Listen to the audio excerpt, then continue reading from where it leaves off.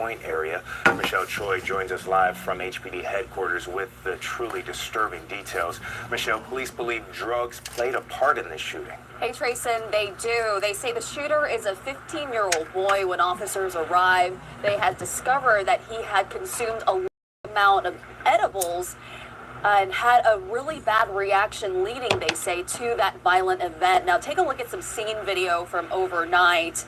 The shooting happened at an apartment here along Greens Road around 11 last night. Investigators say initially the teen had called 911, saying he was going to kill somebody or kill himself. Now, the dispatcher, we're told, called back, spoke with the teen's mother, who said nothing was going on. They say officers still came out to check, and that's when they learned about those edibles. Police say after eating it, the 15-year-old grabbed a gun and shot his mom in the back and his 17-year-old sister multiple times. They were rushed to a hospital in critical condition. They say firefighters were the first to arrive at the scene and had a very close call with that 15-year-old suspect. Houston Fire Department arrived before the police department on this incident, and when they did, they encountered the suspect in the parking lot. The suspect pointed the firearm at the fireman and stated he had just killed somebody, and then threw his weapon at the fireman and took off running. Yeah, we're told police arrived shortly, chased him down, and took that teen into custody. Now, fortunately, we're told none of the firefighters were hurt. We're also told that a 16-year-old was also in the apartment at the time. She was also not hurt. However, of course, your heart goes out to the mother and daughter. We're told at last check they were undergoing surgery. Trayson?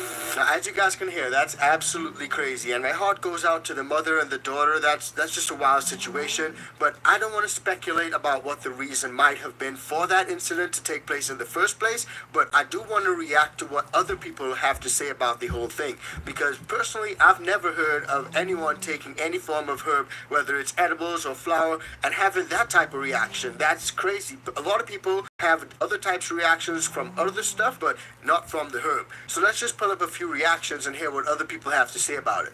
Now, on the comment section of the very clip that we just looked at, you guys can see there's one person here, Freeman, saying kid trying to use weed as an excuse. Someone else says edibles did not make him do this. He's 15 and he's already got his alibi planned out before he did it. Someone else says he was on crack. Someone says schizophrenia. And a lot of people think that it's not just the herb. You know, someone else says that wasn't weed, he's just using it for an excuse. So it really makes you wonder, is it just an excuse that is being used? Is that going to cause a lot of fear-mongering in the community? Is that going to not only put a bad light and a bad shine on the community, but definitely stall things when it comes to legalization further from where we're already at? Like Safety Chuck says, must have been. People are referencing the magic edibles. Now, having a look at a Facebook post by 9 News of this incident and reading through those comment section as well to see what the people think, someone else says, Chris Reed, this wasn't about the edibles. There was obviously something else going on behind the scenes that no one knew about. Marijuana's never killed anyone, never. Someone else asked what was it laced with, and I think that this one sums it up really, really nicely. Definitely a hidden or not taken care of mental illness. He was having an episode. The edibles may have intensified the paranoia. Weed alone does not cause this. Hairkise Fowler says marijuana does not make you kill. He had mental problems. Shame on the media for trying to make it seem like he killed them because of weed. And a lot of people actually seem to echo those sentiments, as Alice also says marijuana does not make you a killer. The teen clearly needed help before this. And then you got the people with the clever comments like Anthony, it was the devil's lettuce, and Samuel with, now that's some killer bud right there, and Omar with, was that before or after he got the munchies? So guys, this is absolutely crazy. I've never heard anything like this, and I definitely think that there's more behind this story, and it's currently being spun in a way to put a bad light on our community. I definitely think that the police and social services need to look closer into this issue to find out exactly what happened, whether there's some type of security camera footage that they can have a look at, or whether there's some type of social media post that they can get some understanding about that kid's mental state. And then you gotta ask yourself the question, where was the parent in all this? If it were some type of mental illness, did the parent know about it? Was it something that the parent should have been aware of? All these questions. But what I don't like is the negative spin that the media is trying to put on it to make it look like someone consumed the herb and all of a sudden went crazy and started to shoot a bunch of people.